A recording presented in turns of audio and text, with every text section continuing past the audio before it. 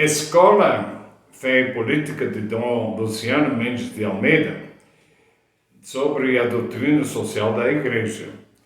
A gente foi convidado para falar para a Escola Fé e Política sobre a doutrina social da Igreja. É um assunto muito complicado, muito vasto. O importante é saber que a doutrina social da Igreja ele teve toda uma evolução e a gente sabe que a situação social e econômica do país, do mundo, mudou muito e por isso também essa doutrina está constantemente se mudando, se evoluindo. Então, para a gente poder estudar a doutrina social da Igreja, a gente tem primeiro prestar atenção aos sinais dos tempos, quer dizer, o que está acontecendo no mundo. Depois, nós devemos olhar cada país separado, cada país é diferente, tem uma situação social e econômica diferente. A gente tem que analisar tudo, a doutrina social da Igreja. E por isso nós devemos olhar para depois mudar a realidade à luz do Evangelho. Então, a gente começa para falar um pouquinho da história da Igreja. Você sabe que a Igreja tem mais de 2000 anos e a gente poderia dividir a história da Igreja em 3 partes. Os primeiros 300 anos, 3 séculos, foi a Igreja primitiva, a Igreja dos apóstolos e dos primeiros tempos, onde que houve muitos mártires, muitas perseguições. Os primeiros cristãos foram perseguidos tanto pelos judeus quanto pelos romanos. E isso tinha um efeito benéfico, porque isso provocava a diáspora. A diáspora quer dizer espalhar. Os primeiros cristãos, eles fugiam da perseguição, mas eles levavam sua fé. E assim, aos poucos, a religião católica cristã, o Evangelho de Jesus foi levado em muitos países, tanto da Europa quanto da África do Norte e também uma parte da Ásia. Quer dizer, essa diáspora, ela foi mudando as coisas. A gente sabe que o Império Romano, que foi muito forte durante muitos séculos, que era muito opressor, muito ditatorial, ele começou a fraquejar. E em 313, o imperador romano Constantino se converteu. Quer dizer, ele percebeu que seu reino estava assim desmoronando. A Igreja Católica estava, de certo modo, presente em todo o reino romano. Então, ele se converteu ao cristianismo. A gente não sabe se esta conversão foi assim sincera, ou se foi mais o Império que se converteu à Igreja, ou a Igreja que se converteu ao Império.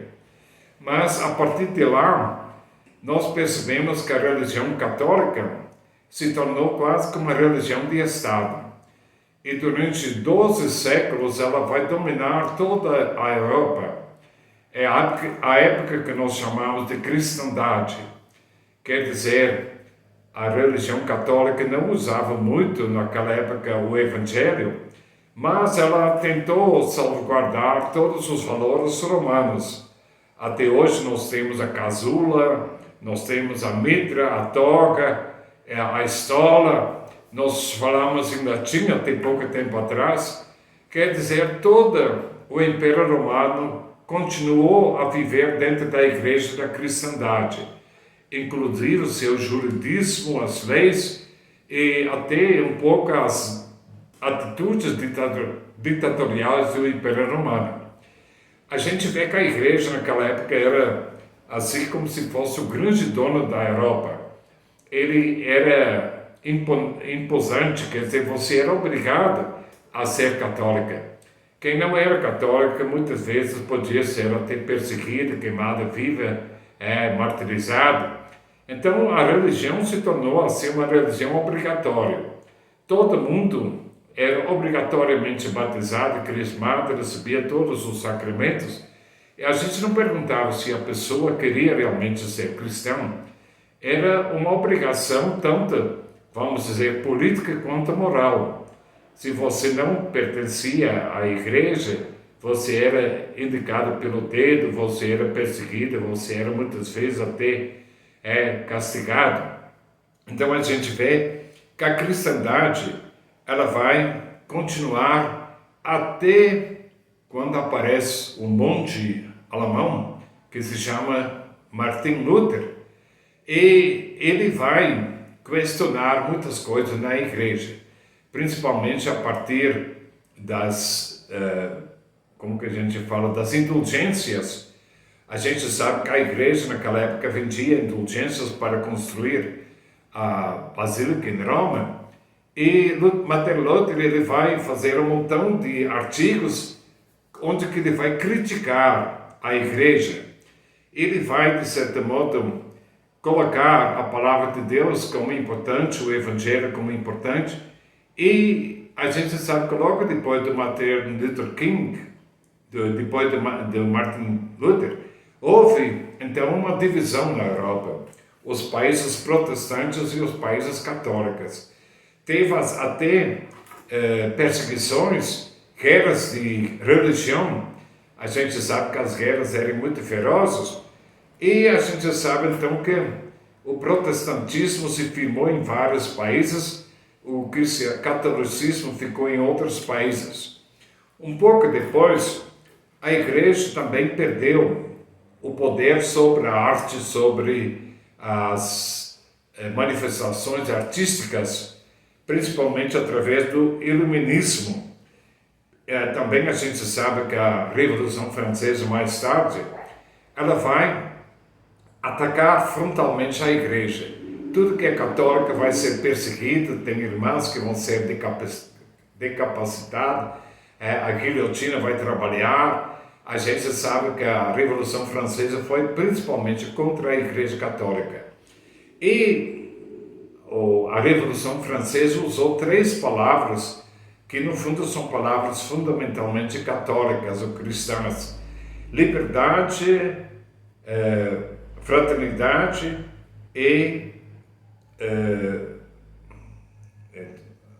então a gente sabe que essas palavras eles foram assim valorizadas. Fraternité, liberté, égalité são em francês, liberdade, fraternidade e igualdade. A gente sabe que no fundo é isso que Jesus pregou. Nós somos todos irmãos, nós somos todos iguais e nós somos todos irmãos uns dos outros. Nós somos livres, Jesus veio nos libertar. Então a gente percebe que na Europa houve uma grande revolução, uma revolução tríplice.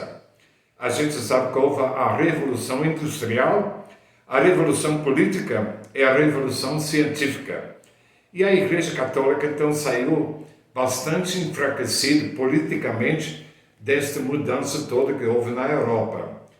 A gente sabe que a Igreja, que durante muitos séculos foi dominadora, de repente ela custou abrir mão de seus privilégios, e a gente sabe que, de certo modo, muitos se preocuparam, muitos lutaram. Depois que Lutero ele fez a reforma protestante, houve o concílio em 30, e esse concílio vai condenar muita coisa. Eles vão ter assim uma reafirmação da doutrina católica. Eles dizem: se você fala isso, você é anatema, quer dizer, você está excomungada. Então eles vão assim ser bastante categórica em condenar tudo. Então nós percebemos que a igreja ela está lutando nessa mudança. Isto vai acontecer até no Concílio Vaticano II em 1962, 65, depois eu vou falar um pouquinho sobre isso. Mas a gente sabe que uma das grandes mudanças na Europa, que era antigamente muito agrícola, ela vai, de certo modo, entrar na era tecnológica. A grande invenção foi a máquina a vapor. Até lá, a gente já só tinha a força física do homem e do animal. Então, a gente tinha o vento, tinha a água, mas a gente não tinha assim motor. O motor de como que a gente fala, a máquina a vapor, ela vai ser uma invenção. A gente vai ver, antigamente nós temos ainda a imagem Maria Fumaça, mas o motor a vapor, ele começou a funcionar em fábricas. Então de lá nasceu uma nova categoria de gente. A fábrica, para funcionar, precisava de operários. Então se começou a criar a Revolução Industrial, quer dizer, a gente vai procurar ter operários para operacionar as máquinas. Então essa mudança vai criar uma nova categoria social que nós chamamos o proletariado. Proletariado quer dizer prole, é criança. O trabalhador tinha só sua família, seus filhos. Ele não tinha nada, ele ganhava pouco, ele trabalhava muito. Tinha na Europa, na Inglaterra, crianças pequenas que trabalhavam nas minas de carvão debaixo do chão, mulheres que trabalhavam na mina de carvão. Então a gente vê que o trabalhador era muito mal pago, muito explorado, sem direito nenhum, porque ele, o patrão, para ter mais lucro, ele devia diminuir as despesas. E diminuir as despesas era pagar pouco, não gastar, com segurança e tudo mais. Então a gente sabe que a classe trabalhadora se tornou muito pobre, se tornou muito oprimida, se tornou assim praticamente mendiga. Pessoas trabalhavam em trabalho insalubre, não tinha férias, não tinha nada. Então a Revolução Industrial, ela vai também trazer uma mudança, vamos dizer, na organização do povo. Quer dizer, pouco a pouco os trabalhadores começam a reclamar, a exigir seus direitos. Se nós temos hoje, no dia 28 de março, o Dia Internacional da Mulher, é porque uma turma de mulheres fizeram greve nos Estados Unidos e foram queimadas vivas dentro da sua fábrica. Se dia 1º de maio nós temos o Dia do Trabalhador, é porque nos Estados Unidos trabalhadoras fizeram greve geral e várias foram matadas pela polícia. Então a gente vê que a luta dos trabalhadores pelos seus direitos foi muito importante. A gente sabe também que assim alguns padres trabalharam para mudar a situação do trabalhador. Tem um filme muito bonito sobre o padre Dans, D-A-E-N-S. É um filme muito bom, talvez você pode procurar no YouTube, no Google. Este filme é muito bom. Ele foi feito no meu país, na Bélgica, numa fábrica de tecido, onde um padre trabalhou com os trabalhadores para libertá-los. Então este filme, ele trata mais ou menos essa história daquela época. Nós sabemos que pouco a pouco a classe trabalhadora se organizou em sindicatos, eles começaram a fazer greve geral para exigir alguns direitos, um salário melhor, descanso, menos horas de trabalho e tudo mais. Então a solidariedade dos trabalhadores foi precisamente tentar se organizar para paralisar a fábrica até o patrão percebia que ele tinha prejuízo e que ele devia aumentar os direitos do trabalhador para que as suas máquinas pudessem funcionar. E a gente percebe que a Igreja Católica, até aquele momento, ela estava mais do lado do patrão, porque o patrão ajudava nas obras sociais da igreja, ajudava nos orfanatos e tudo mais.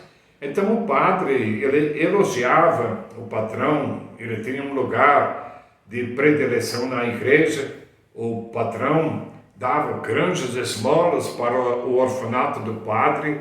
Então o padre estava assim mais ou menos coligado com a classe trabalhadora, com a classe dominante. A gente sabe que naquela época também nasceu o marxismo, o comunismo, o socialismo, que lutavam também para os trabalhadores. Então, neste momento, a igreja vai começar a se preocupar com a doutrina social. Quer dizer, o primeiro Papa, Leão XIII, em 1891, ele vai escrever a primeira encíclica social. Se chama Rerum Novarum. Rerum Novarum quer dizer as coisas novas. Então ele vai, as novidades, ele vai descrever a mudança do mundo e vai mostrar os grandes problemas que se traz para a classe trabalhadora. E ele vai colocar certos assuntos como o direito ao salário justo, o repouso remunerado e tudo mais. Então esta encíclica, ela vai procurar trazer uma certa libertação para a classe trabalhadora. A gente sabe que a Rerum Novarum é um documento que foi publicado, como eu já falei, em 1891, pelo Papa Leão XIII. Ele vai então pregar o direito do trabalhador. A gente vê que o capitalismo industrial começa naquela época. O capitalismo é dizer para o patrão: a única coisa que interessa é lucro, o maior lucro possível. Para isto, tem que explorar o trabalhador, tem que tirar todas as despesas para que possa ter mais lucro. Então a gente percebe que os operários, eles viviam numa situação de muita miséria, de muito sofrimento. Como eu já falei, crianças trabalhando, mulheres trabalhando no fundo da mina, pessoas trabalhando horas e horas para que a máquina não parasse, para que ela pudesse gerar lucro.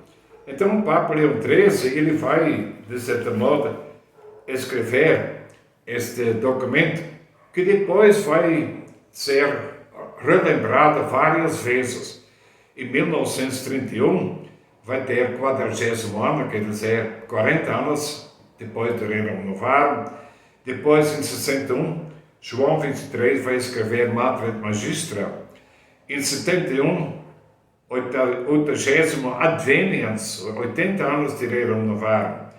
E ainda João Paulo, em 1981, vai escrever a Laborem Exercens. Então, nós percebemos que esse documento, Rerum Novarum, ele foi uma mudança muito grande. Para nós que somos padres do trabalho, esta encíclica foi o motivo da nossa congregação ser fundada.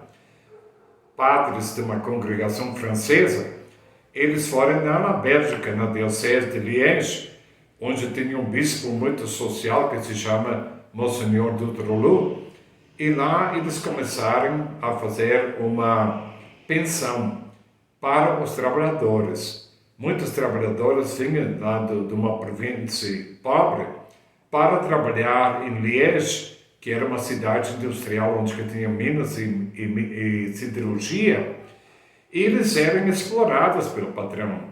Além de ser mal pagos, eles deviam se hospedar numa pensão do patrão, eles deviam comer no restaurante do patrão. Então tudo isso fazia com que, no fundo, eles não tinham dinheiro para levar para a sua família no fim do mês, porque só de pagar a pensão, só pagar o alimento, eles começaram a ser mais pobres ainda. Então nossa congregação começou numa velha fábrica de vidro em Serém, e eles pegaram esta fábrica e fizeram dormitórios, fizeram sala de recreio, eles fizeram cozinha para os trabalhadores, quer dizer, a um preço módico. Os trabalhadores podiam dormir lá, sair da dominação do patrão, dormir lá, se divertir, tinha alguma assistência espiritual pelos nossos padres fundadores. Então a congregação começou assim. Depois a congregação vai fundar cooperativos e tudo mais, sempre para ajudar o trabalhador. Depois ela se especializou em ensino técnico, preparando trabalhadores cristãos que ia mudar a fisionomia. Mas o importante é saber que tudo isso foi fruto da Rerum Novarum. A gente sabe que mesmo na igreja, muitos bispos não aceitaram a Rerum Novarum. Num país na Europa, somente 13 dos 89 bispos aceitaram a encíclica, porque eles não queriam perder as esmolas do patrão, então eles ficavam do lado do patrão, porque para eles era mais interessante. A Rerum Novarum ela vai falar, em primeiro lugar, sobre a dignidade da pessoa humana. A pessoa humana é um ser digno de ser protegido. Então a gente deve realmente respeitar essa dignidade. O trabalhador, filho de Deus, tem direitos insubstituíveis. Ele é um filho de Deus e deve poder, como cristão, como pessoa humana, ser respeitado na sua dignidade. Então, a Rerum Novarum vai se opor, vai denunciar a exploração da mão de obra humana pelo liberalismo. Liberalismo não é ser liberal, como a gente fala, ser uma pessoa de vista aberta. Liberalismo é um sistema econômico que diz que a gente tem que deixar o mercado livre. Quer dizer, se o trabalhador quer trabalhar, ele tem que aceitar a lei do patrão. Quer dizer, não tem nenhuma lei oficial, não tem nenhum governo que vai poder impor um salário justo. Se o patrão fala, eu pago tanto, e o trabalhador não aceita, mas ele passa fome. Se tem muitos trabalhadores querendo aquele emprego, então o patrão pode diminuir o salário. Então o liberalismo é isso, quer dizer, inteira liberdade da economia. O capitalismo pode, de certo modo, impor suas leis, a lei do mercado. E se o trabalhador não aceita, o problema dele, ele morre de fome. Então, muitas vezes, como o trabalhador precisa daquele pouco dinheiro, ele tem que aceitar as condições. Então, a Rerum Novarum vai denunciar o liberalismo econômico que procura ver o lucro do trabalho. Quer dizer, para ele, a única coisa que é importante é o lucro que o trabalhador dá para ele. Quer dizer, o trabalhador não precisa de nada, não tem direito de nada, ele tem que aceitar desde que ele dá lucro para o patrão. E a gente vê então que isto traz uma exploração muito grande da pessoa humana. Mesmo hoje, por exemplo, tem muitos trabalhadores desempregados. Então, se eles querem trabalhar, o patrão fala, eu pago tanto. Se você não quer, problema seu. Então, a gente sabe que a Rerum Novarum vai dizer que o liberalismo não pode. A gente também vê que na encíclica vai se denunciar a concentração da riqueza na mão de pouca gente. E também vai denunciar, do outro lado, o que nós chamamos o socialismo, o materialismo, quer dizer, aquilo que nós hoje falamos um pouco como se fosse a teoria da esquerda, do comunismo, do socialismo, quer dizer, eles muitas vezes vão fazer com que a doutrina vai abolir a propriedade privada, vai incentivar a luta de classe, vai fazer intervenções na liberdade da pessoa. A gente sabe que tanto a esquerda quanto a direita não são dentro da visão da igreja, quer dizer, nem o liberalismo, nem o capitalismo de um lado e nem o comunismo. Um não respeita a pessoa para ter mais lucro, o outro não respeita a liberdade da pessoa, obriga a pessoa a ser solidário. Então, Leão XIII, ele vai rejeitar esses dois como inadmissíveis, tanto o socialismo quanto o liberalismo capitalista.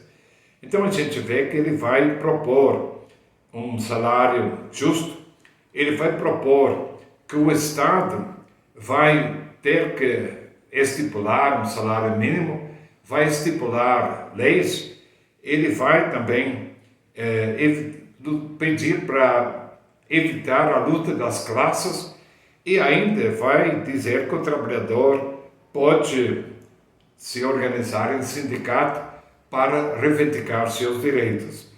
Então, gente, esta doutrina social da Rerum Novarum hoje pode parecer para nós assim uma coisa ultrapassada, mas a gente sabe que o tempo mudou muito.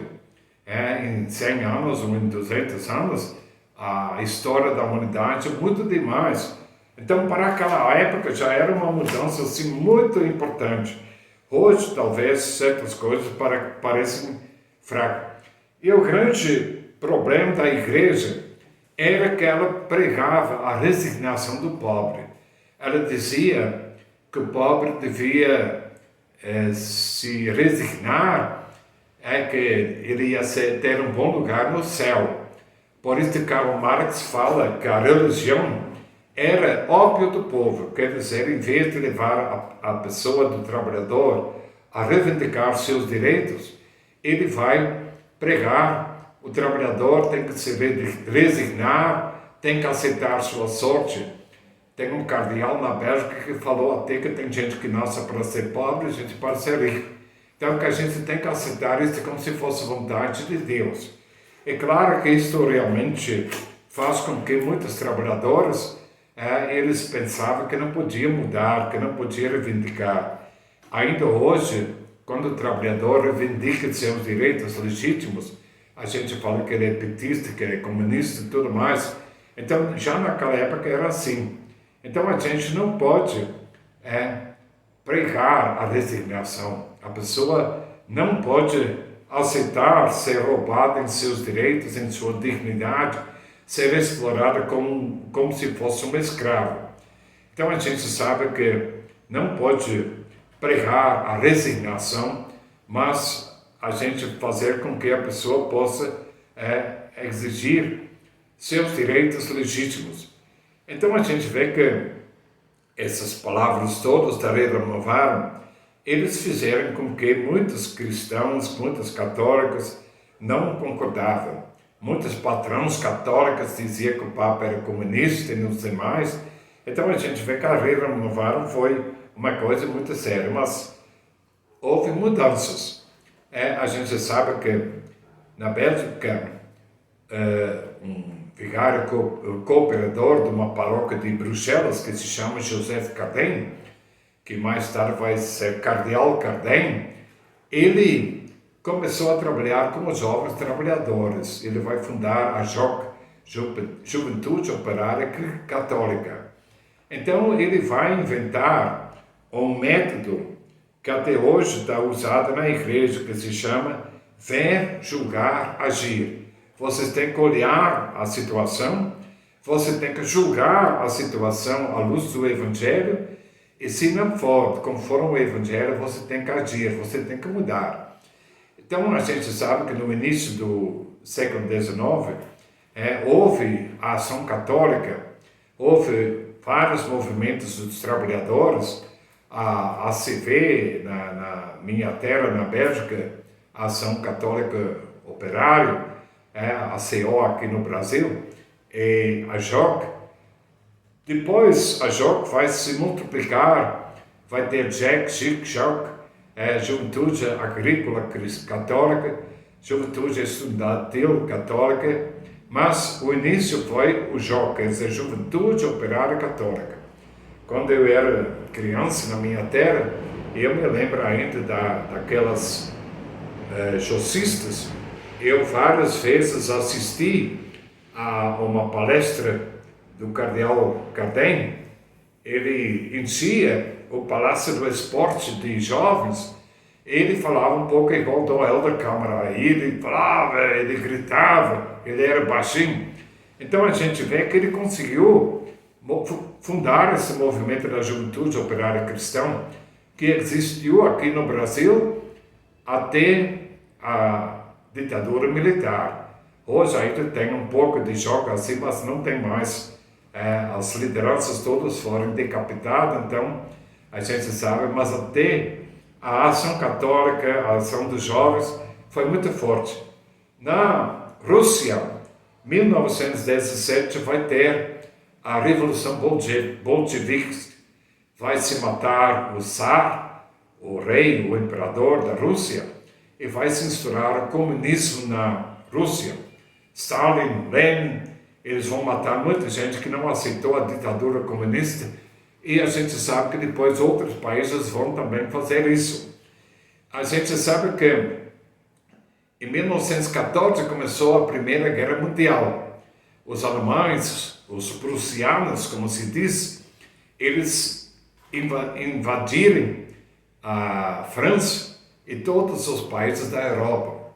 Foi uma guerra muito sangrante, uma guerra lutada na baionete, quer dizer, aquela faca que se coloca em cima do fuzil.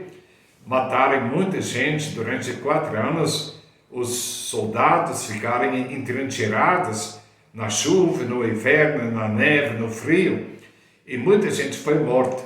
Um dos cemitérios mais famosos é no norte da França, em Verdun, onde tem até o ossuário, quer dizer, o museu onde está colocado os crânios e os ossos dos soldados que morreram nesta guerra.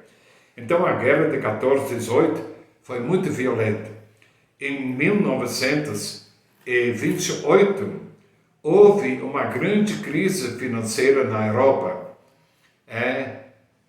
Nos Estados Unidos foi a quebra da Bolsa de Valores de Wall Street nos Estados Unidos, e isso vai trazer toda uma desorientação econômica. E a partir de lá começa a nascer o nazismo, e o nazismo, quer dizer, Hitler começa a se organizar. Também na Itália foi escapou.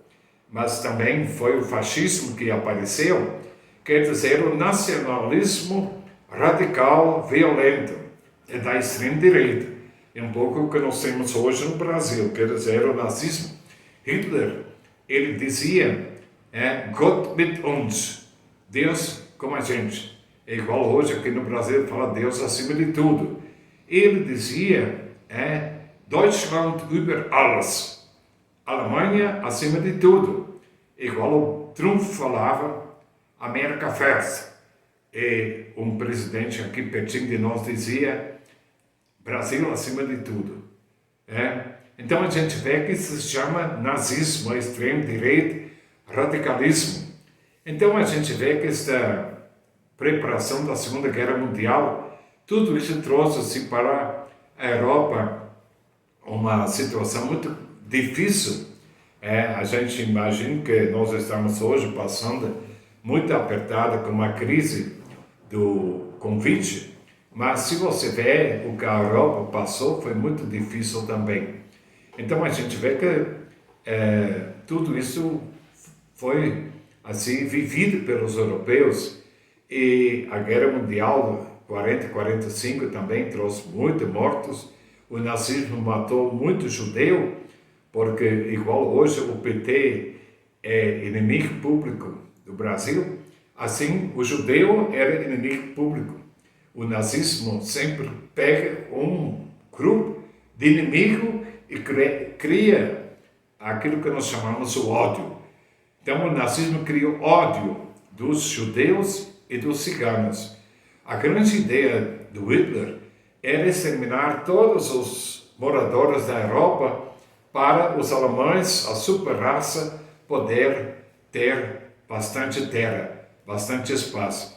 Então a gente vê que durante esse tempo não houve assim encíclica, mas em 1931, Pio XI, ele vai escrever a primeira encíclica do aniversário da Rerum Novarum. Se chama 40º ano, 40 anos. Então ele vai falar, precisamente, ele vai insistir sobre a importância que a igreja tem e o direito que ela tem de pronunciar como autoridade sobre as questões sociais e econômicas. Sempre se fala que a igreja tem que calar a boca, que ela tem que falar de água benta, de sacristia, de celebração, de culto, e dizem que a igreja não pode mexer nas coisas sociais. Então, o 40º ano ainda vai dizer que a igreja tem obrigação de falar também da questão social, porque isso tem a ver com a vida das pessoas, e tudo que tem a ver com a vida das pessoas tem a ver com a igreja. Primeiro ele vai falar sobre a propriedade privada. Ele vai dizer que a propriedade privada é um direito, mas é um direito de todo. Não é só de uma minoria que pode ter toda a riqueza, mas todo mundo tem direito a um pouco de propriedade. Quer dizer, se é um direito humano, todo mundo tem direito de ter uma propriedade. Então a gente vê que não pode colocar isso como a coisa mais importante. Mais importante é a pessoa humana. Não é o lucro que é o mais importante, mas a pessoa humana. Por isso que Pio XI vai falar sobre o salário justo. Quer dizer, um salário justo é aquele pelo qual ele pode participar do lucro da empresa. Se uma empresa tem muito lucro, esse lucro não é do patrão, é de todos, tanto do patrão quanto do trabalhador. Tem que ter uma participação no lucro da empresa, porque o trabalhador que dá lucro, então ele tem direito a uma recompensa. A 40º ano vai falar sobre o socialismo e o capitalismo. Ele vai rejeitar tanto um quanto o outro. Quer dizer, o cristão não pode ser nem socialista, comunista, nem capitalista liberal, nem capitalista. Ele tem que evitar tanto o coletivismo quanto o capitalismo. Ele tem que procurar o caminho do meio. O capitalismo, como nós já falamos, ele é duro porque ele só pensa no lucro. A pessoa, para ele, não vale nada.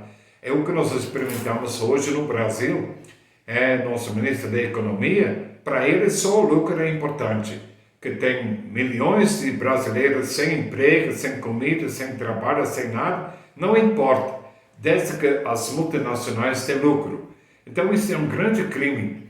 A gente não pode aceitar esta dureza implacável, cruel do capitalismo. A gente sabe que todo trabalhador tem que ter o direito de viver com dignidade. A vida em primeiro lugar. Também o socialismo, ele vai distinguir, o 40º ano vai distinguir entre o comunismo e o socialismo. Muitas vezes nós falamos que é a mesma coisa. O comunismo é que tudo pertence à comunidade, a todo mundo. Este comunismo, ele de certo modo, existe na Igreja Católica. Se vocês olhem, as primeiras cristãos tinham tudo em comum. Só que eles faziam isso porque eles queriam. Quer dizer, eles procuravam dividir seus lucros, seus bens. Não tinham pobres entre eles, mas era a opção deles. A gente sabe que no Brasil teve, no início da descoberta da América Latina, a República dos Guaranis. Os jesuítas criaram uma sociedade dos Guaranis no sul do Brasil, onde que os índios tinham todo o direito, quando casava já recebia sua casa, trabalhava junto, comia junto, quer dizer, era uma aceitação livre. Também a vida congregacional, a vida de congregação dos religiosos, das freiras, a gente sabe que os membros lá colocam tudo em comum. Então são formas de comunismo, mas onde que a pessoa é livre de aderir, a pessoa entra livremente. O comunismo do Estado, o que existe, por exemplo, nos países comunistas, é imposto pelo governo, pela força, pelo exército. A gente sabe que na Rússia, Stalin, Lenin, mataram milhares de pessoas que não queriam ser comunistas.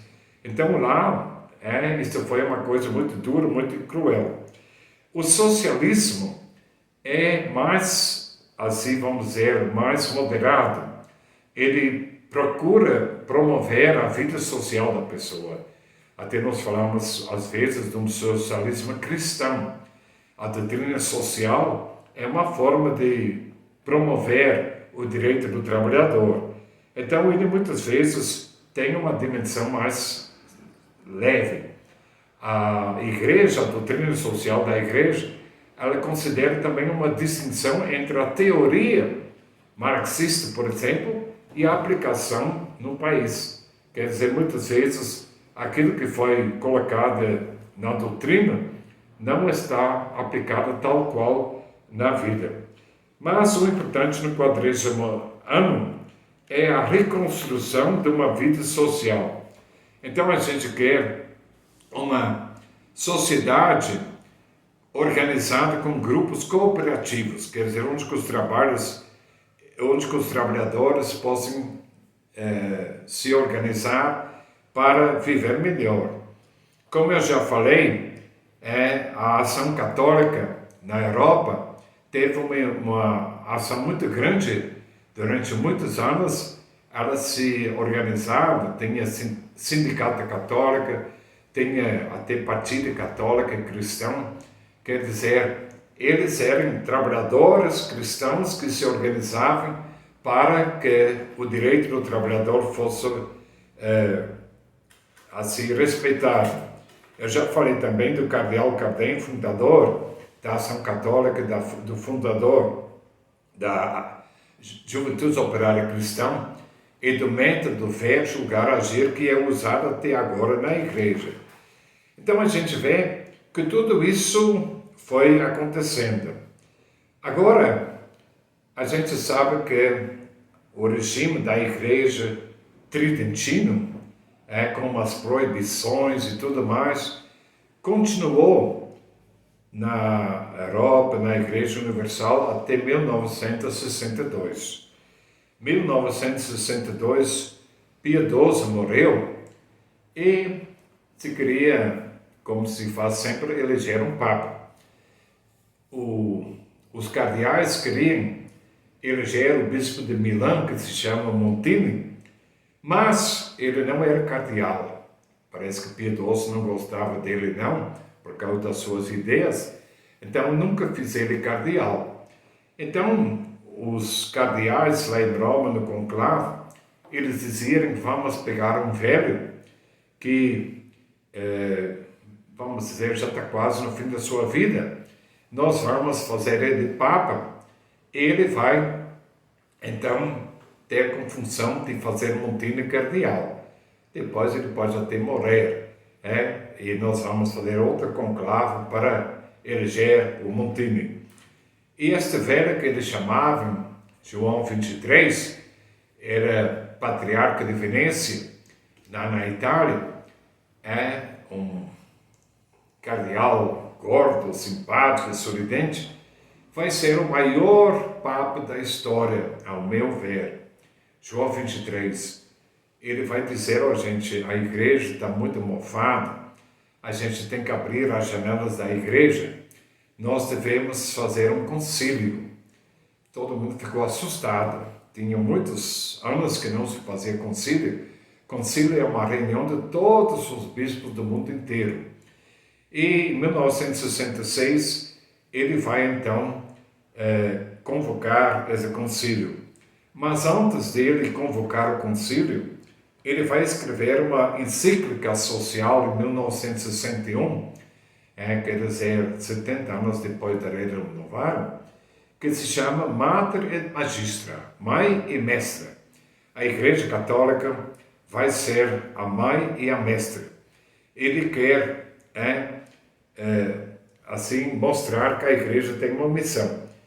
Esta encíclica foi escrita e foi publicado quando em Roma se reuniram 100.000 operários num grande congresso mundial. E ele vai, em primeiro lugar, mostrar que a igreja tem uma missão, em primeiro lugar, de se aproximar do mundo contemporâneo.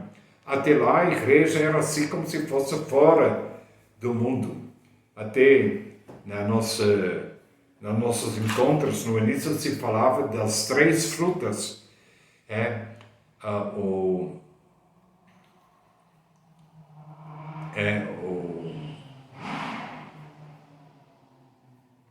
Tem uma fruta que tem a caroço para fora, eu esqueci agora o nome.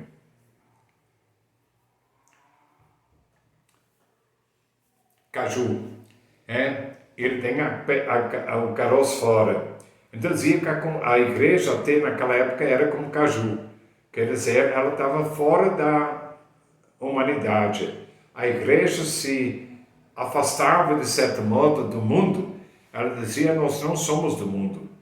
Depois tem o abacate. O abacate tem o caroço dentro, mas é ainda uma coisa fechada. O caroço, ele fica dentro do abacate, mas ele é fechado. E a laranja, a semente está espalhada no meio da carne da laranja. Então, que a igreja deveria ser igual a laranja, quer dizer, ela tem que estar misturada no povo. Então, o Papa João 23, ele vai dizer, em primeiro lugar, que nós devemos nos aproximar do mundo. A igreja é para o mundo. Ela deve ser uma ponte para o mundo. Então, ele vai insistir sobre isso. Ele vai saber anunciar a todo mundo que o mundo está mudando. Então, eles vão fazer o Concílio Vaticano II. Em Roma, na Catedral de São Pedro, eles vão fazer grandes arquibancadas e 2 ou 3 mil bispos do mundo inteiro vão se reunir. E como Roma sempre fazia, Roma vai querer canalizar o concílio, falava, você tem que falar isto. Só que o Papa, naquele momento, falou, deixa os bispos falar. Quer dizer, deixe que os participantes possam expressar sua opinião. Esta foi a grande salvação do Concílio Vaticano II. Quer dizer, os bispos trouxeram os grandes problemas e a gente vai então perceber que a igreja quer conhecer a realidade do mundo moderno. O mundo evoluiu tanto em 100 anos que nós devemos ser uma igreja no meio do mundo. Então a gente vê que o progresso científico ele é uma realidade. Energia nuclear, automação, conquista do espaço, modernização da agricultura, da comunicação, do transporte. Quer dizer, houve uma evolução tão grande. Então a religião não pode ficar no tempo do onça quando a humanidade está progredindo. Nós devemos estar dentro da realidade de hoje. A vida social também mudou muito. Em muitos países tem um sistema de segurança social. A gente sabe que tem também um movimento sindical, tem a educação das massas através dos meios de comunicação. E a vida política, quer dizer, tem em muitos lugares o Estado, a vida econômica e social vai se desenvolver. Então o Papa ele vai escrever este documento, Mater Magistra. Ele vai mostrar que, em primeiro lugar, o Estado tem que, de certo modo, moderar a liberdade das pessoas do liberalismo. Também ele quer falar sobre a remuneração salarial e sobre a propriedade privada. Então a gente vê que o Papa, que era de origem agrícola, que era filho de fazendeiro, ele vai ter uma grande preocupação com os trabalhadores da agricultura, porque lá na Europa eles não tinham segurança social, eles não tinham aposentadoria, não tinham férias nem nada, não. Então muitas vezes os trabalhadores da lavoura eram muito mal pagos. Então ele vai falar, em primeiro lugar, a socialização é necessária. Quer dizer, tem serviços que devem estar ao serviço da sociedade, por exemplo, transporte, água, esgoto, saúde. A gente não pode assim deixar isso para os indivíduos. Nós temos hoje a Organização Nacional da Saúde e tudo mais, então isso deve ser organizado em nível da sociedade. Ele falou também da remuneração salarial, quer dizer, o trabalhador tem que ter um salário justo, o mercado não pode ser regularizado liberalmente, quer dizer, pela generosidade do patrão. Por isso que tem a Organização Mundial do Trabalho. Então a gente vê que João 23, ele vai, nesse momento, falar bastante sobre a propriedade privada dos bens duráveis e também o destino decente de todas as pessoas. Todo mundo deve poder viver decentemente.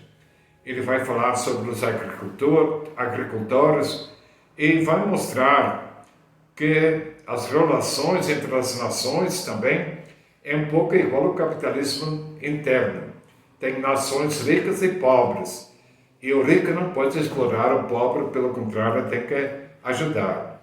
Ele também fala bastante sobre a escala armamentista. Nós sabemos que naquela época tinha a Guerra Fria. Os americanos aumentavam seu armamento com bombas atômicas, a Rússia fazia. Então, cada vez mais se gastava com armamento e não tinha dinheiro para assistência social. O João 23, ele vai até conseguir evitar uma guerra nuclear. A um determinado momento, Khrushchev, que era o presidente da Rússia, ele estava com sua frota lá perto de Cuba, perto do Porto dos Porcos, para, de certo modo, anunciar ou declarar uma guerra atômica. E Kennedy já juntou também todas as suas tropas lá. E naquele momento, João 23, ele vai pegar o seu rádio velho lá, ele vai dizer, gente, não faz isso não, pense no sofrimento que vocês vão provocar, vai todo mundo para casa e tal. E o Papa falou tão bem que tanto Khrushchev voltou para a Rússia quanto o Kennedy voltou para os Estados Unidos.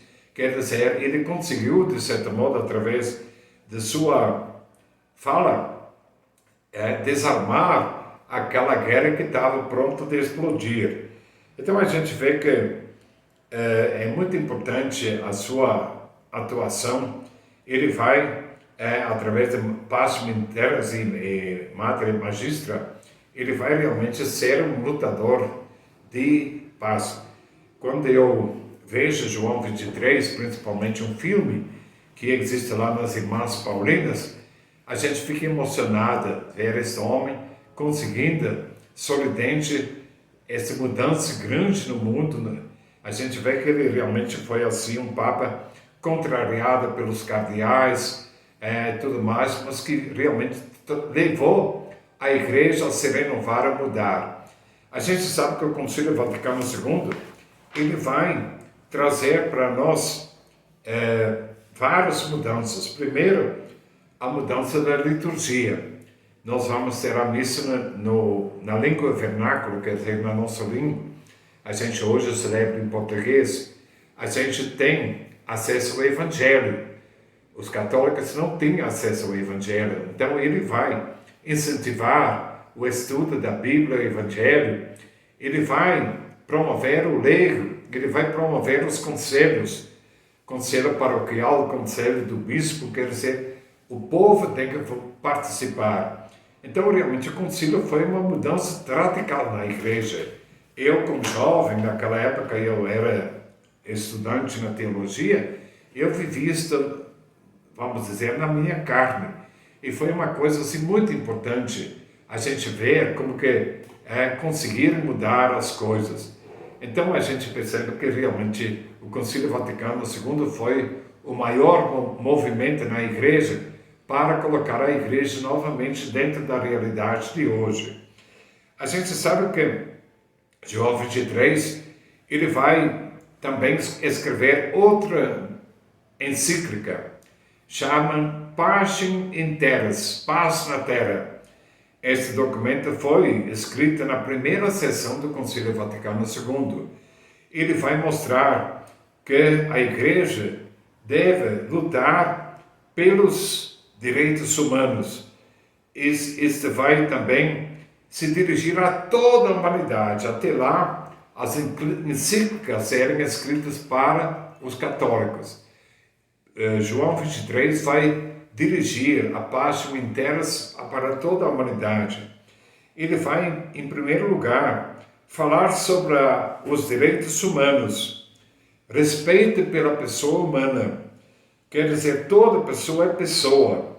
Quer dizer, é um ser digno, é um ser criado à imagem de Deus. Não tem pessoa de segunda categoria. Nós não podemos desprezar ninguém, mas cada pessoa tem que ser respeitada na sua dignidade. Ele também vai falar dos deveres universais. Se nós temos direitos, nós temos também deveres. E nós devemos procurar cumprir nosso dever e nossos direitos são invioláveis. Ele falou também que a pessoa humana, ela tem que entender bem a sua relação com a autoridade. Ninguém tem direito de dominar o outro. A autoridade não é uma opressão, mas a autoridade é procurar o bem comum. Quer dizer, a autoridade está ao serviço do bem comum.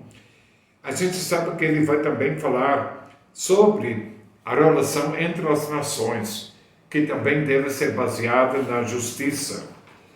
A gente sabe ainda que a página inteira ele vai mostrar problemas como o desarmamento. João 23, ele vai pedir muito para que o dinheiro das armas seja usado para a promoção dos pobres.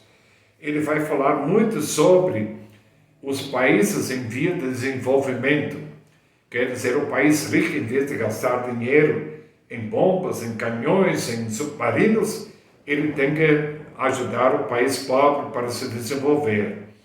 E ele vai falar muito sobre as relações mundiais, quer dizer, as relações entre todos os povos. Primeiro, ele mostra também que todos nós devemos obrigação de participar da vida pública. A gente não pode se desinteressar da vida pública, porque a política está ao serviço do bem comum. E quando nós participamos da vida pública, nós lutamos pelo bem comum. Ele vai falar muito sobre o testemunho dos apóstolos leigos. Até lá era uma igreja clerical. O padre era tudo. O padre sabia, o padre mandava, o padre fazia tudo. E o leigo era o consumidor. Era aquele que vinha comprar sacramento, comprar casamento, comprar batizado. Ele vai mostrar que o sacramento fundamental é o batismo. E pelo batismo todos somos iguais. Todos somos apóstolos. Todos temos os mesmos direitos. Todos nós nos alimentamos da mesma Eucaristia. Quer dizer, o importante é o apóstolo leigo.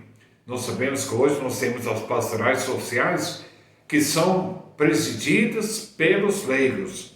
Não é o padre é alguém que incentiva, que ajuda, mas pastoral da criança é leigo, pastoral da juventude é leigo, pastoral operária é leigo, quer dizer, todas as pastorais são dirigidas pelos leigos.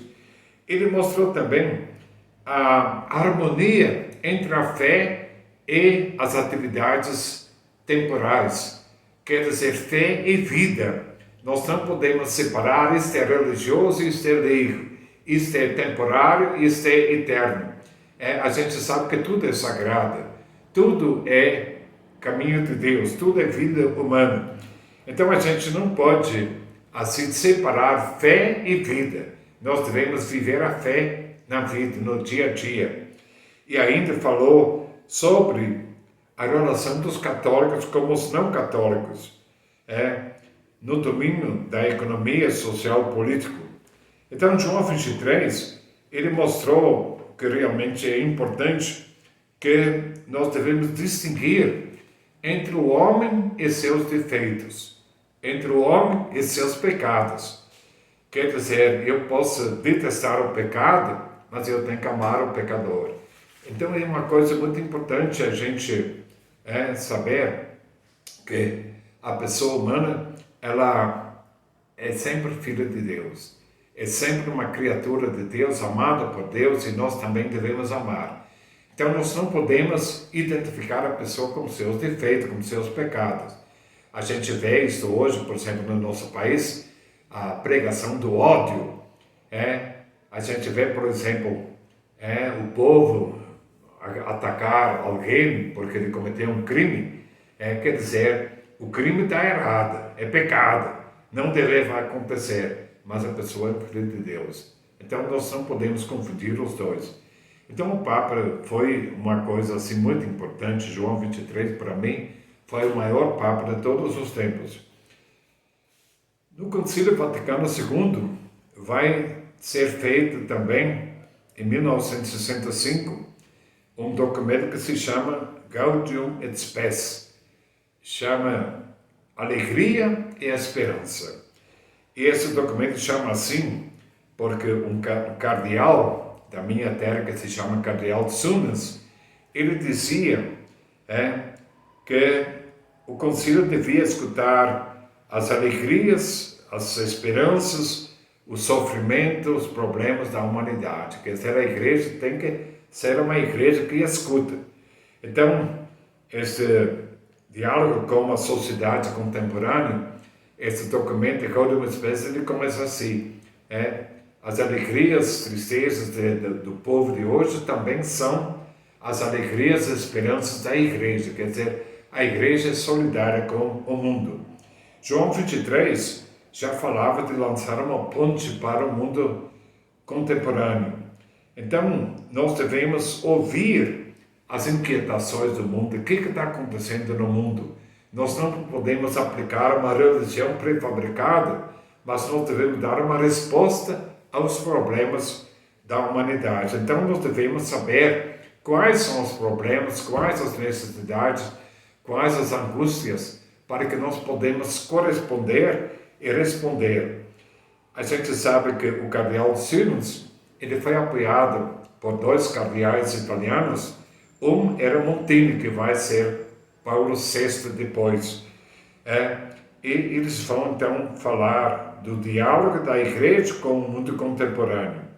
A gente sabe que esse documento ele vai então ser fruto do Concílio Vaticano II. Ele quer ser positivo em sua aproximação do mundo. Não vai fazer igual ao Concílio de Trento, onde que foi tudo condenado. O Concílio Vaticano II não condenou nada. Mas ela vai dizer, nós devemos nos aproximar do mundo moderno, das ciências, do movimento político. Nós devemos também procurar estudar o que está acontecendo e buscar melhores soluções. Então a igreja está preocupada com o mundo. A igreja não é uma coisa fora do mundo, inimigo do mundo, mas ela está misturada no mundo. Lembra o exemplo da laranja? A semente misturada na carne da laranja. Assim a igreja tem que estar misturada no mundo de hoje. Quer dizer, nós devemos aproximar fé e vida. Então, no discurso de abertura, João 23, ele vai pedir aos bispos para defender e irradiar a verdade. Os próprios fiéis arquem sobre isto, muitas vezes com alguma responsabilidade. A triste condição do mundo se explica por sua infidelidade ao Evangelho. Você sabe que até no Concílio Vaticano II, nós católicos não tínhamos o Evangelho. Então a religião era baseada sobre o culto dos santos, sobre a devoção, mas a gente não vivia o Evangelho. No Concílio Vaticano II se promoveu o estudo da Bíblia, a semana da Bíblia, grupo de reflexão, círculo bíblico, quer dizer, um estudo da Bíblia. O católico começa a ler a Bíblia. Até na liturgia se lê o Evangelho em língua portuguesa para que todo mundo escute. E a gente sabe então que quando nós começamos a ler o Evangelho, nós percebemos que nossa igreja muitas vezes está longe do Evangelho. Parece que ele está mais ligado no Império Romano do que ao Evangelho de Jesus Cristo. A gente vê na igreja muita exibição de riqueza, de poder, de competição e pouca vivência dos valores evangélicos, a pobreza, a fraternidade e tudo mais. Até é uma coisa muito gozada, isso é opinião minha. Em 1965 terminou o concílio. 4 anos depois, nos Estados Unidos, nasceu o que nós chamamos hoje a renovação carismática.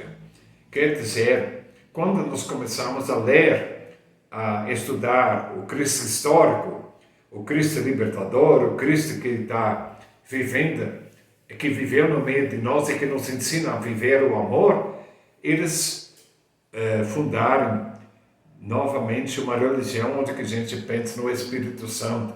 Então é muito fácil, o Espírito Santo apareceu, falar para mim e tudo mais, porque muitas vezes é para não viver o Evangelho. A gente vive uma religião desencarnada, uma religião que não está com os pés no chão.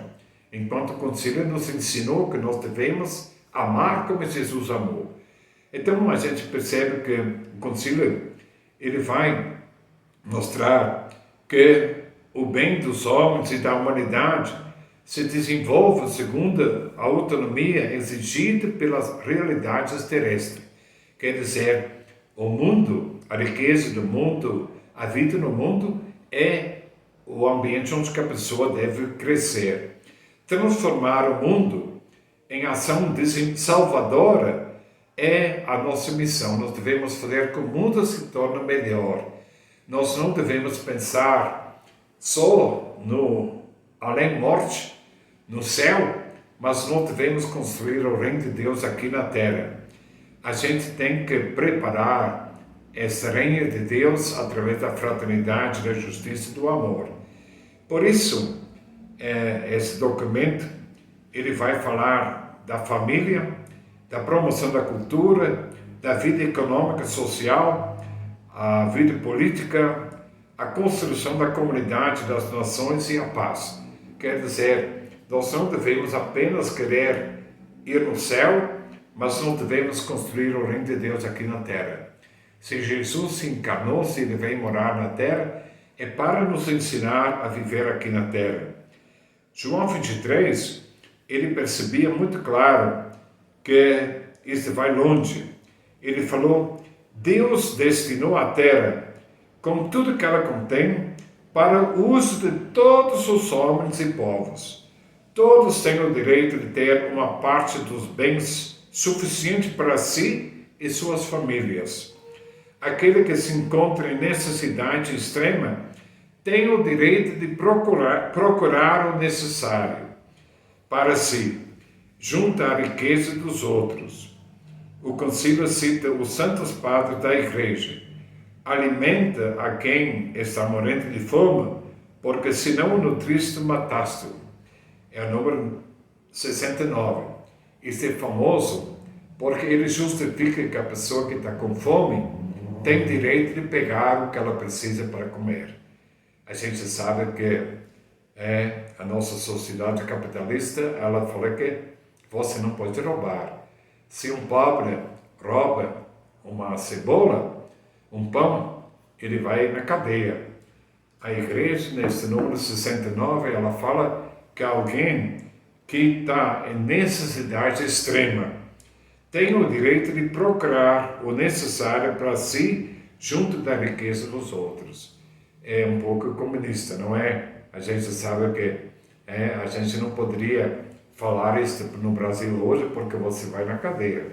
Mas, no fundo, aqui, o documento de João 23 fala claramente isso, que a pessoa que está numa extrema necessidade, são muitos no Brasil que não têm o que comer, que ela tem direito de pegar, como quem tem o que ele precisa para sobreviver, porque o direito à vida é um direito universal, é um direito importante.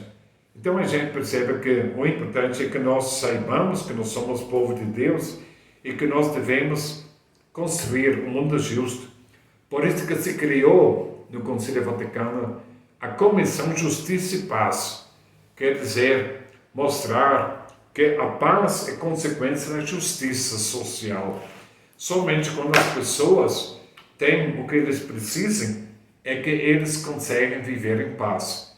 quem está com fome, quem não tem onde dormir, quem não tem o que comer, cuidar dos filhos, ele não tem paz. Paz não é ausência de guerra, é o suficiente para viver. A gente sabe que os judeus falam em shalom. Shalom é muito mais do que paz, é a gente ter condições dignas de vida. Então, esta Comissão Justiça e Paz, ela fala precisamente que todos devem ter condições de viver com dignidade. Por isso que tem que ter uma nova ordem social, onde que as nações ricas ajudem os pobres, onde que não se quer capitalizar, acumular riqueza, mas que tudo que existe serve para todos. Depois que o Papa João XXIII morreu, depois da primeira sessão do concílio, o Paulo VI foi eleito Papa. É o tal de Montini que eu falei. A primeira coisa que João XXIII fez quando ele era Papa é elevar Montini a cardeal. De modo que quando João XXIII morreu, o consistório então vai colocar João XXIII, Paulo VI como novo Papa. Ele vai defender a dignidade humana. Ele vai falar que todas as pessoas, a gente tem que desenvolver cada pessoa e a pessoa toda. Todas as pessoas e a pessoa toda.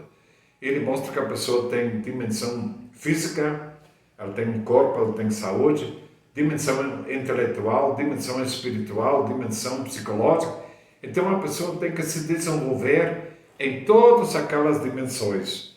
Então a gente vê que o importante é que a humanidade permita o desenvolvimento. Por isso que ele vai escrever uma encíclica em 67 que se chama Populorum Progressio, Progresso dos Povos. A gente sabe que toda a humanidade precisa dos recursos da terra para o bem de toda a humanidade. Uns não podem se apoderar de tudo que os outros precisem para viver. Então ele vai interpelar a consciência moral. É inútil dizer que estas sugestões do Papa, ele foi até lá nas Nações Unidas falar sobre isso. A Wall Street Journal, ele falou que o Papa era comunista, marxista, porque ele disse que todos os bens da terra devem ser destinados a todos. O Diário Comunista dizia que o Papa era capitalista, mas ele não é nenhum nem outro. Então ele fala do desenvolvimento integral. Para ser autêntico, deve promover o bem de cada pessoa e de toda pessoa. Isso é a grande pronúncia. Ele vai colocar isso como grande aspiração do homem, que o homem possa se realizar em todas as dimensões. Ninguém é feito para ser mendigo, para ser escravo, para ser subjugado. Toda pessoa tem direito de viver assim, viver o desabrochar de toda a sua personalidade. Cada pessoa é chamada a desenvolver-se, porque toda vida é vocação, responsabilidade comunitária, inacessível sem a colaboração da sociedade. A solidariedade universal é para nós não só um fato, um benefício, mas também um dever. Nós somos obrigados de sermos solidários. É uma obrigação, não é uma coisa que a gente faz porque a gente quer. Então a gente sabe que Populorum Progresso, ele fala coisas assim muito fortes. Ninguém tem o direito de reservar para seu uso exclusivo aquilo que é supérfluo, quantos outros faltam necessário.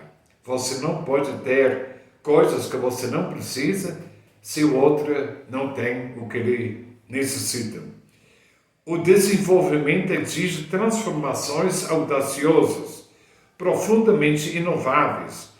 Devem compreender-se sem demora reformas urgentes, contribuir para elas com sua parte competente de cada pessoa. Todos nós somos responsáveis para contribuir para a mudança da sociedade. Nós não podemos dizer, por acaso sou eu responsável por meu irmão, porque nós somos. Compete a cada um de nós examinar a sua própria consciência, que agora fala com voz nova para a nossa época. Estará o rico pronto a dar de seu dinheiro para sustentar as obras e missões organizadas em favor dos mais pobres? Estará disposto a pagar mais imposto para que os poderes públicos intensifiquem os esforços para o desenvolvimento? É disposto a comprar mais caro produtos importados para remunerar com maior justiça o produtor? Repetimos mais uma vez, o supérfluo dos países ricos deve pôr-se a serviço dos países pobres.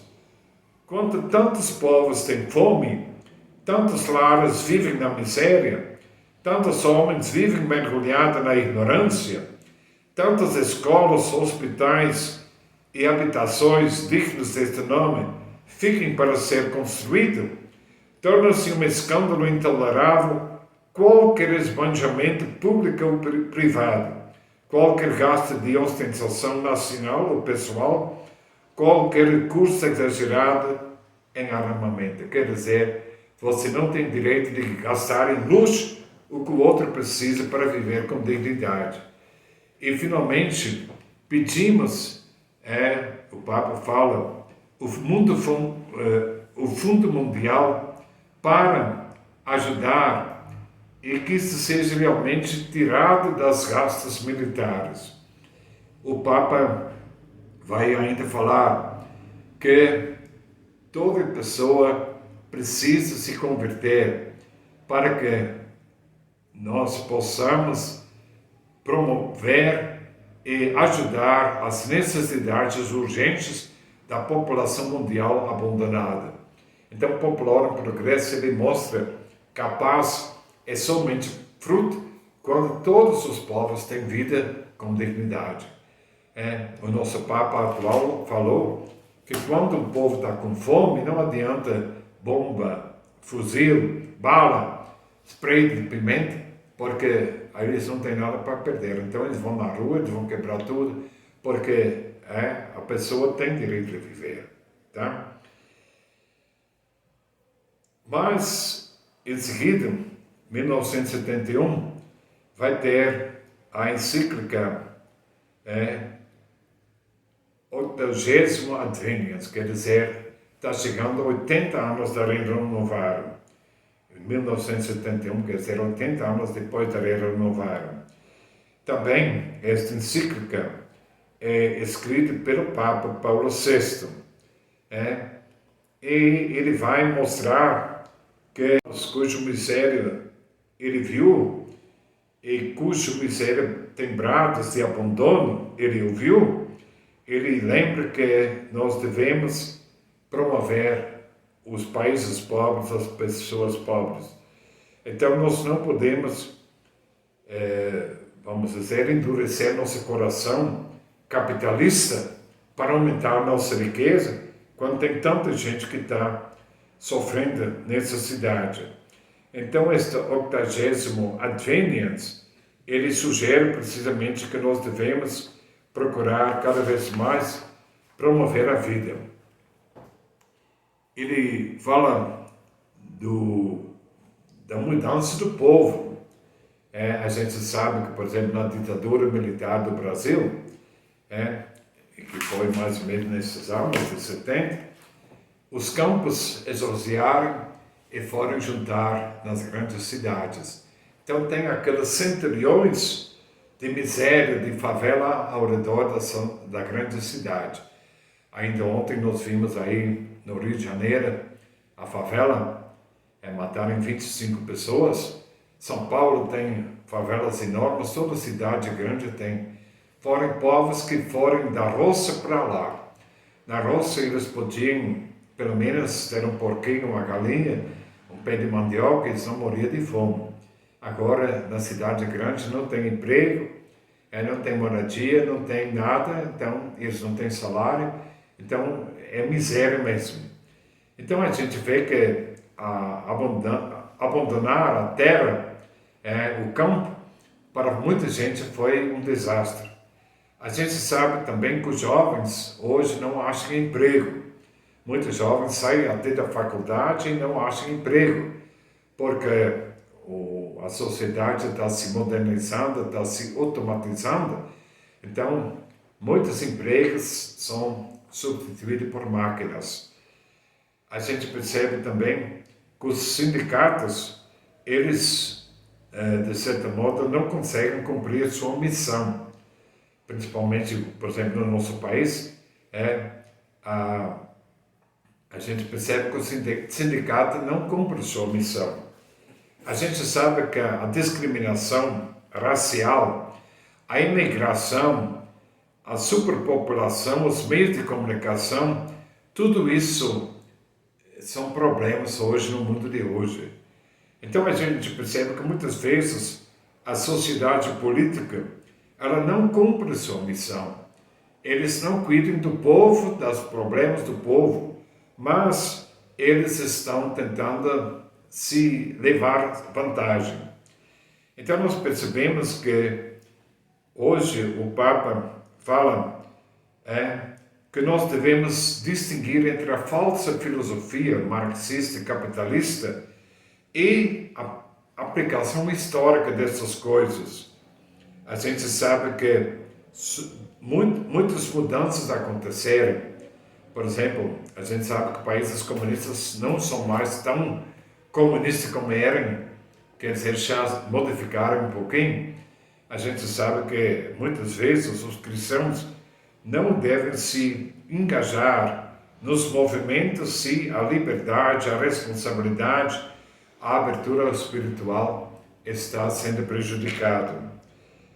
A gente sabe que muitas vezes nós vamos idealizar o socialismo e o liberalismo. Por exemplo, no Brasil, a gente vê extrema-direita e extrema-esquerda, enquanto a maioria das pessoas não é nem extrema-direita nem extrema-esquerda. Nós estamos mais no meio. Então a gente sabe que nós não podemos cair nos extremos. Por isso que é tão importante que o cristão, ele entende que ele deve procurar ser um agente de paz. A gente tem que analisar a sociedade e a gente tem que ver o que pode ser mudado para que a sociedade se torne mais justa, mais humana, mais prometora da vida. Por isso que o 80º Adveniens, ela nos chama para que nós agimos. Nós devemos cumprir nossa missão. Seria bom que cada um procurasse examinar-se para ver o que é que ele já fez até agora e aquilo que deve fazer. Nós muitas vezes nos omitimos. Não basta recordar os princípios, afirmar intenções, fazer notícias injustas, gritantes, mas devemos também tomar atitude. Nós devemos, assim, interferir na história. É demasiadamente fácil alijar sobre outros a responsabilidade das injustiças e a gente não fazer nada. Tem muita gente que critica todo mundo, mas eles não fazem nada. Então, por isso que o Papa fala que nós devemos, ante tudo, ser pessoas de ação. Saber que Deus está a operar conosco uma mudança no mundo e que Ele continua através da Igreja para a redenção realizada por Jesus. Então nós devemos continuar a missão de Jesus, amar como Ele amou, tomar uma posição, agir. A gente tem ainda um documento que foi feito pelos bispos em 1971 no Sínodo, que se chama Justiça no Mundo. Então, a gente percebe cada vez mais que os sinais dos tempos de hoje mostram as injustiças cada vez mais aparentes, mais enormes. A falta de participação dos homens na decisão. O próprio futuro e a incapacidade relativa de numerosos países de guiar seus destinos devido à injustiça flagrante nos acordos comerciais. Quer dizer, muitos países, eles são tutelados e muitas pessoas são tuteladas através do capitalismo mundial, através dos meios de comunicação, de modo que não decidem aquilo que é importante. Então, hoje, uma coisa que muito intervém é a manipulação da opinião. A gente manipular a pessoa. Parece que hoje uma das piores coisas é aqueles que vão programar, de certa modo, como que vai manipular a humanidade. Então, nós devemos cada vez mais buscar a libertação. A evangelização deve ser libertadora. Paulo VI é alguém que vai falar da libertação. Nós tivemos aqui na América Latina a teologia da libertação. Quer dizer, conscientizar as pessoas. Paulo Freire, ele trabalhou na conscientização.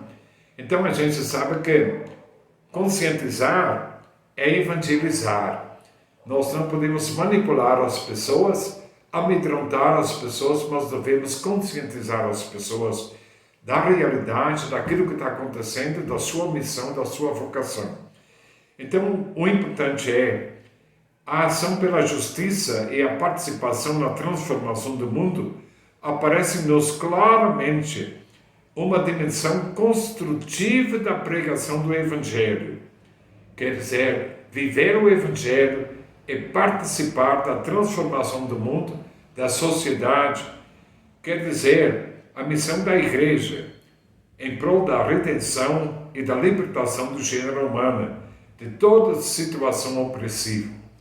A gente sabe que, infelizmente, a teologia da libertação depois foi condenada por João Paulo II, porque ele tinha uma impressão que era mais comunista, que tinha uma influência comunista, mas a gente sabe que a teologia da libertação aqui no Brasil, ela foi muito claramente pregada, principalmente através das comunidades eclesiais de base. A gente lamenta que Leonardo Boff, que João Sobrinho, foram condenados pela Igreja por causa da teologia da libertação. A gente sabe que a teologia da libertação, ela é evangélico, quer dizer, o Evangelho é um Evangelho de libertação. E foi o Papa Paulo VI que, de certo modo, promoveu a teologia da libertação. A gente sabe que depois ela vai ser massacrada, ela vai ser, de certo modo, condenada oficialmente pela Igreja, e hoje nós caímos de novo numa religião mais desencarnada, mais espiritualizada. A gente volta praticamente ao preconcílio, mas a teologia da libertação deveria ser respeitada, deveria ser valorizada. O Papa coloca aqui, no Sínodo dos Bispos, os sinais do tempo. O que está acontecendo hoje? A concentração na mão de um pequeno número de pessoas da riqueza, do poder e da tomada de decisão. Quer dizer, é cada vez mais restrito o grupo de pessoas que decide tudo, que tem o dinheiro, que tem o poder. Quem tem dinheiro consegue política, quem tem política consegue dinheiro. O político muitas vezes é corrupto, quer dizer, se enriquece para se eternizar no poder. Então são cada vez menos pessoas que tomam decisão. O ser humano, ele deveria poder se autodeterminar. A pessoa humana deveria poder tomar parte da decisão. Mas a gente vê que muita gente é manipulada ideologicamente, parece que fizeram neles lavagem cerebral, Então, eles não pensam, eles seguem cegamente algum líder. E a gente vê que muitas vezes, através dos meios de comunicação, nós somos levados a pensar que nós estamos decidindo. Só para dar um exemplo. Hoje, por exemplo, se você compra um apartamento, tem só 2 quartos. Quer dizer, você só pode ter um filho. Porque você tem o quarto do pai e da mãe e do filho. Se você vai ter 10 filhos... Falando sobre a justiça no mundo, a gente vê que os sinais dos tempos mostram a injustiça em que se encontra a falta de participação dos homens nas decisões. Eles mesmos, o próprio futuro e a incapacidade relativa de muitos países de guiarem seu destino devido à injustiça flagrante dos acordos comerciais. Em outras palavras, a gente vê que muitos países são manipulados, muitos países são explorados, muitos países pobres, eles não participam das suas decisões. Eles são decididos pelas grandes nações, pelos grandes capitais. A manipulação da opinião é uma das coisas mais importantes que a gente vê no mundo. Por isso que nós deveríamos combater as injustiças através da libertação e a evangelização. E como eu falei, a gente sabe que a teologia da libertação, ela foi praticamente criada por Papa Paulo VI, e depois ela foi praticamente massacrada pelo Papa João Paulo II, porque ele tinha muito medo do comunismo. Mas a gente sabe que a religião tem que ser evangelizadora e libertadora. Nós sabemos que Paulo Freire, por exemplo, através da educação, ele promovia a libertação, a conscientização. A religião não pode ser manipuladora, nem ela, de certo modo, amedrontar as pessoas, mas, pelo contrário, a religião tem que ser libertadora. Cristo é o grande libertador. Ele veio para libertar as pessoas de todas as formas de escravidão, de todas as formas de vida humana. Então, a libertação é fruto da evangelização. O Evangelho liberta as pessoas. A ação pela justiça e a participação na transformação do mundo aparecem com grande dimensão constitutiva da pregação do Evangelho. Quer dizer, o Evangelho deve ser transformador do mundo. O Evangelho não pode ser desencarnado, não pode ser desligado da vida. Nós sabemos que a missão da Igreja, em prol da redenção e da libertação do gênero humano, é obrigatório, é uma situação necessária, isso faz parte da missão da Igreja. A gente sabe que o Evangelho anunciante, ele já falava sobre isso. Quais são os sinais do tempo? A concentração nas mãos de um pequeno número de homens da riqueza, do poder e da capacidade de decidir. Quer dizer, a maioria das pessoas não sabe o que acontece e não interfere naquilo que está acontecendo no mundo. Outra coisa, o uso opressivo do poder político, que conduz à violação dos direitos humanos, torturas, julgamentos sumários, perseguições e refugiados políticos. A gente sabe que até no nosso país nós temos a Lei da Segurança Nacional. Quando alguém quer se expressar, ele muitas vezes vai ser perseguido. Gastos enormes com o armamento. A gente sabe que o país gasta com as necessidades militares, como armamento militar, muito dinheiro que deveria ser usado na saúde, na educação. Então a gente vê que é desnecessário essas despesas com armamento, mas como muitas vezes são os militares que decidem, eles vão decidir ao seu favor gastar dinheiro com suas necessidades, tirando da educação. Também a opressão nas relações internacionais e no comércio entre as nações, onde o país pobre muitas vezes é explorado. A marginalização de muitas sociedades, de muitas pessoas pelas tecnologias. Hoje, muita coisa é automatizada, quer dizer, cada vez menos pessoas têm condições de empregar porque não precisa deles. Principalmente o jovem sente que a sociedade não precisa dele. Também a gente sabe que muitas vezes vítimas são emudecidas pela injustiça. São os imigrantes, os refugiados, as pessoas idosas, os órfãos, aqueles que são perseguidos por causa da sua fé, o aborto legalizado, as pessoas dos quais se impõem medidas contraceptivas. Então a Igreja exige que haja realmente uma libertação integral do homem. O Concílio e o Sínodo dos Bispos falaram da libertação integral do homem, não da manipulação nem da opressão. Se seja quem for que deseja falar aos homens de justiça, ele mesmo deve ser justo. A gente tem muita gente que fala da justiça, mas eles mesmos são corruptos, eles mesmos são ladrões, eles falam dos outros, mas eles mesmos não vivem. Então o importante é que nós todos sejamos educados para a justiça e que nós procuramos nunca perder a esperança no mundo melhor.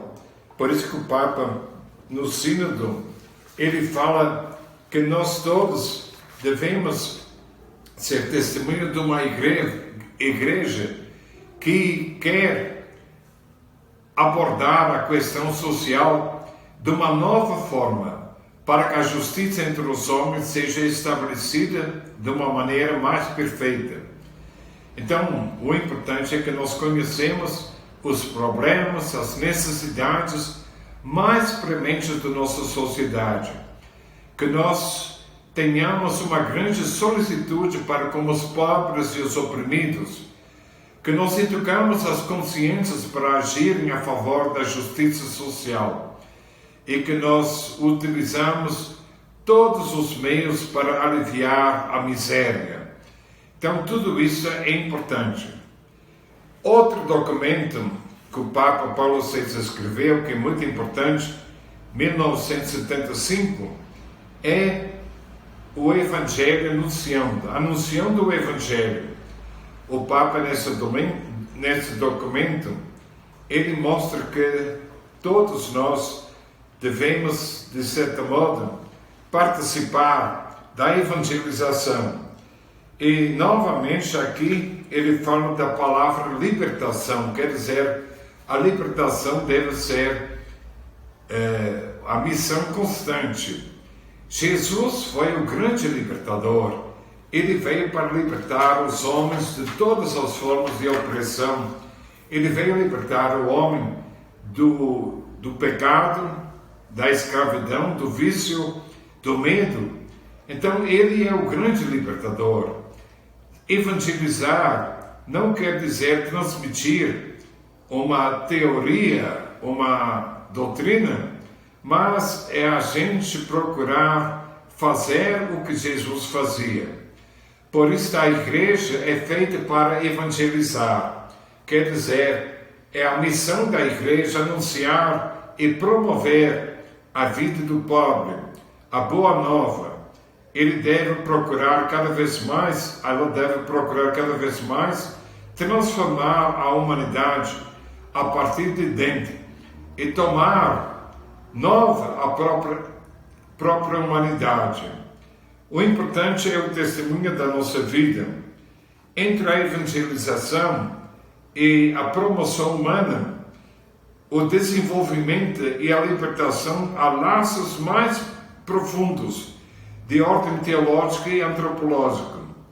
É inadmissível que se possa ignorar a importância da justiça, da libertação, do desenvolvimento e da paz no mundo. Meus queridos, nós percebemos como que Paulo VI fala desta libertação que deve acontecer e como que a teologia da libertação é uma obrigação de todo cristão. Nós não podemos alienar, não podemos manipular, não podemos amedrontar as pessoas, mas devemos libertá-los de todas as formas de escravidão. Não só da fome, não só do pecado, não só da miséria, mas de todas as formas de alienação. Depois, em 1979, o Papa João Paulo II, ele vai escrever uma encíclica sobre o Redentor Hominis, Redentor dos homens. E o Papa, nessa encíclica, ele vai mostrar que o homem e a humanidade precisam viver uma profunda transformação. O Papa coloca esta ação na realização da redenção, tanto no seu contexto espiritual, como de dar resposta ao desejo da libertação política, econômica e social. Quer dizer, você percebe que a igreja, de uma igreja puramente espiritualizada, ela cada vez mais vai se aproximar da vida real e total da pessoa humana. A encíclica diz que o humanismo integral, ele quer envolver todas as dimensões da pessoa, quer dizer, a dimensão econômica, afetiva, cultural, educacional, religioso. Então a gente percebe que não pode ter separação na pessoa entre o temporal e o espiritual, entre o corpo e a alma, mas nós devemos cuidar da pessoa inteira. Em Cristo e por Cristo, o homem vai adquirir a consciência da sua dignidade, da sua elevação, de valor transcendente da própria humanidade e do sentido da sua existência. Quer dizer, Jesus veio nos mostrar qual é o valor da pessoa humana. A gente sabe que muitas vezes nós somos manipulados pelo materialismo, pelos meios de comunicação, pela sociedade de consumo. Hoje, mais do que nunca, nós vivemos esta manipulação. Por isso, a igreja, ela coloca sua missão em promover a vida humana. Depois disto, o Papa João Paulo escreveu também a Laborem Exercens. É um tratado sobre o trabalho humano. É um documento bastante grosso, foi escrito em 1981, quer dizer, 90 anos depois da Rerum Novarum. E este Laborem Exercens, trabalhando, quer dizer, ele tem como finalidade mostrar que o trabalho humano dignifica a pessoa, continua a criação de Deus, ela constrói um mundo melhor para todos e permite sustentar a família. São 4 dimensões do trabalho. A gente promove suas capacidades, a gente colabora com Deus. Deus não fez a criação pronta, mas deixou a gente colaborador. Nós não somos apenas admirador de Deus, mas colaborador de Deus. E também nós construímos um mundo melhor para todos e ainda estamos sustentando a nossa família. Então, o Laborem Exercens, ele mostra que o trabalho é a chave da questão social. A gente sabe que direito ao trabalho é um direito da pessoa. A pessoa que não tem trabalho, que não pode ter trabalho, ela vai depender da caridade, ela vai perder sua dignidade. A pessoa pode se sentir digna de pessoa quando ela consegue se subsistir graças ao seu trabalho, se ele consegue educar sua família. Então a pessoa tem direito não só a um trabalho, mas a um salário digno. A gente sabe que existe um conflito entre o trabalho e o capital. O Papa fala do doador de trabalho, quer dizer, aquele que cria o posto de trabalho, e o trabalhador. Muitas vezes a pessoa que pode criar empregos não faz, ele prefere colocar uma máquina, porque a máquina não adoece, não engravida, não faz greve. Então ele prefere ter uma máquina a ter um trabalhador. A gente sabe que as mulheres muitas vezes são desprezadas porque elas têm cor negra e tantas outras coisas. Então a gente percebe que existe um conflito muito grande entre o dono da empresa e o trabalhador. Também existe o direito ao trabalho. O trabalhador tem direitos, ele não é uma pessoa que apenas tem obrigação, ele tem direito. E a gente sabe que o trabalho, ele permite a pessoa de se realizar. Então nós devemos respeitar a dignidade das pessoas, nós devemos respeitar os valores humanos, nós não podemos colocar o capital acima da pessoa, mas pelo contrário, nós devemos fazer do trabalho uma coisa. E a gente sabe que o Papa fala muito que o trabalhador deveria ter a sua bancada de trabalho. Quer dizer, o importante seria que o trabalhador fosse coproprietário da fábrica, que ele pudesse participar do conselho da fábrica para assim poder tomar decisão, que não é o patrão que toma decisão sozinho. Por exemplo, aqui na Fiat, quem fez a Santa Matilde antigamente foram os trabalhadores. Quando se trata de mudar para Três Rios, foi o dono que decidiu sozinho.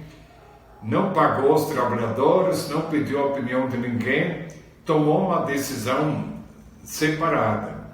Então, para realizar a justiça social nas diversas partes do mundo, nos vários países e nas relações entre eles, é preciso que haja sempre novos movimentos de solidariedade entre os trabalhadores, trabalhador solidário com trabalhador.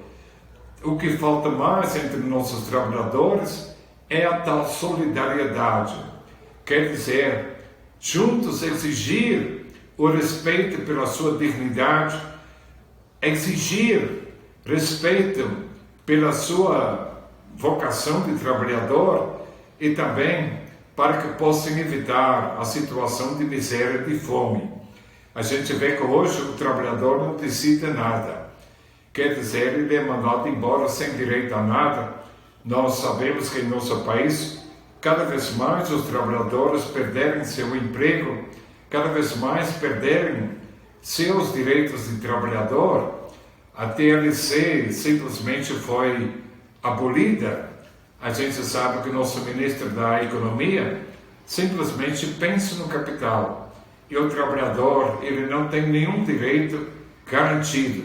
Quer dizer, cada vez mais se tira os direitos conquistados durante muitos anos de luta. Então a gente sabe que o patrão, o dono da empresa, ele deve continuar criando respeito pelo trabalhador. Sabemos que a propriedade privada é um direito, mas nunca pode ser mais importante o uso comum dos bens. A gente sabe que a propriedade dos meios de produção em particular deve estar ao serviço do trabalho.